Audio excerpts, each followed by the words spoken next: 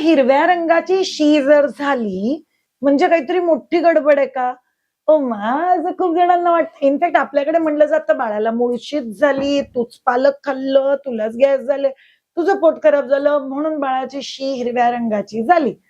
चला, बाळाच्याला शी जी होते आणि बाळाची शी ही हिरव्या रंगाची का होते त्याच्या मागचं सायन्स आपण डिटेलमध्ये जाणून घेणार आहे.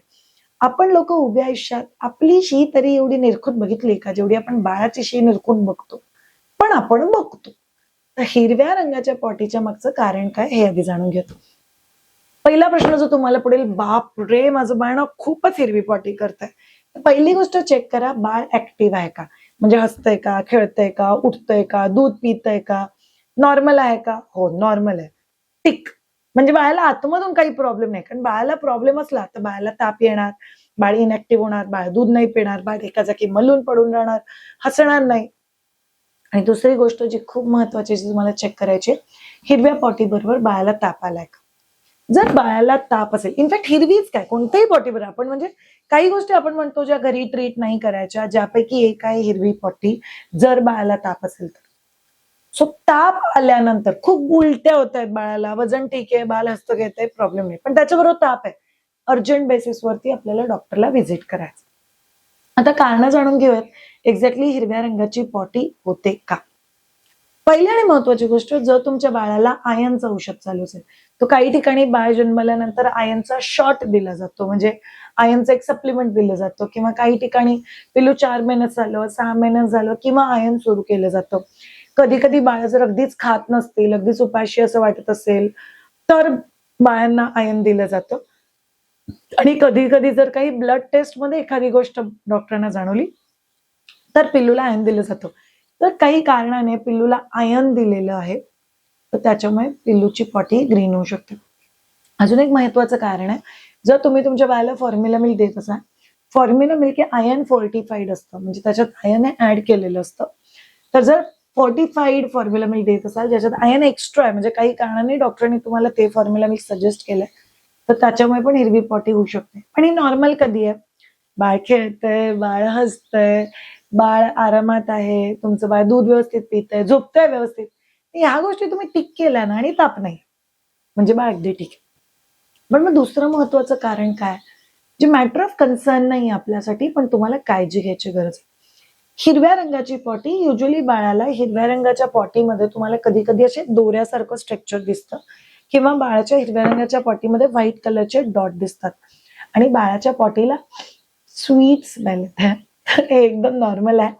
हे सगळं ब्रेस्ट फिडिंग पोरांमध्ये युजली ऑब्झर्व केलं जातं. हिरव्या रंगाची अशी स्वीट स्मेलवाली पॉटी फॉर्म्युला मिल्क पोरांमध्ये नाही बघितली जात, पण ब्रेस्ट फिडिंग पोरांमध्ये समजली जाते, नॉर्मल आहे. सो ब्रेस्टला जर तुम्ही 2 भागात डिवाइड केलं, तर ब्रेस्टच्या पुढच्या भागामध्ये असतं फोर मिल्क. फोर मिल्क म्हणजे काय? असं दूध ज्याच्यात साखर आहे, कॅलरीज आहे, गोड गोड आहे, एकदम असं पटकन डेझर्ट खाल्ल्याचं फिलिंग येतं, पटकन एनर्जी येते, थोडंसं पातळ असतं, पटपट पटपट पिलं जातं. ब्रेस्टच्या मागच्या साईडला एक दूध असतं ज्याला आपण म्हणतो हिंड मिल्क. हिंड मिल्क मध्ये असं दूध ज्याच्यात प्रोटीन आणि फॅट सर्वात जास्त आहे. पिल्लूला प्रोटीन फॅट कशासाठी लागतं? ग्रोथसाठी, चांगलं झोपण्यासाठी, वजन चांगलं वाढावं याच्यासाठी. म्हणजे थोडक्यात काय, हे जे मागचं दूध आहे ना त्याच्यात फॅट जास्त आहे, प्रोटीन जास्त आहे. तर तुमच्या पोटामध्ये बाईल ऍसिड म्हणून एक गोष्ट असते. आपलं जेवण इथून आतमध्ये जातं, जेवण पोटात जातं, आणि मग पोटाच्या पुढच्या डायजेशनसाठी बाईल ऍसिड जेवणात ऍड होतं. ते बाईल ऍसिड काय करतं, हे जे फॅट असतं ना आपल्या जेवणातलं, ते डायजेस्ट करायला बाईल ऍसिड लागतं. तर डोक्याला काय असं नाही माहिती बापरे या जेवणात फॅट आहे की नाही चेक करून मग बाईल ऍसिड टाकलं. जेवण आलं मग ते बाईल ऍसिड टाकलं जातं.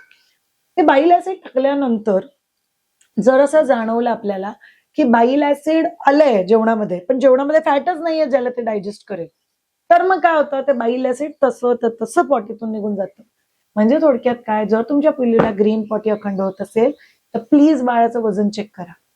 जर वजन वाढत नसेल म्हणजे आपल्याला सांगताय फोर मिल्क म्हणजे पुढचं दूध आणि हिंड मिल्क म्हणजे मागचं दूध, याचं जे कॉम्बिनेशन आहे त्याच्यात काहीतरी गडबड होतीये.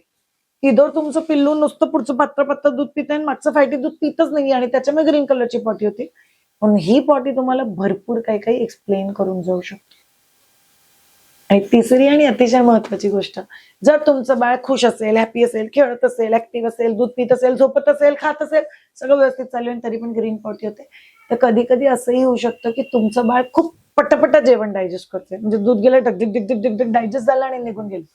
याचा अर्थ काय की कित्येकही वेळा पिल्लूच्या केसमध्ये जी मोबिलिटी आहे डायजेस्टिव्ह ट्रॅकची ती फास्ट आहे, पण बाळाचं वजन वगैरे वाढणं व्यवस्थित चालू आहे ना, तर मग त्याचं टेन्शन घेऊ नका. लक्षात येते तुम्हाला?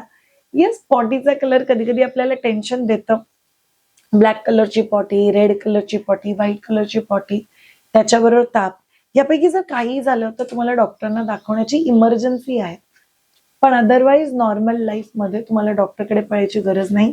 Green potty is considered normal. याबद्दल सगळ्या काही गोष्टी मी तुम्हाला एक्सप्लेन केल्या.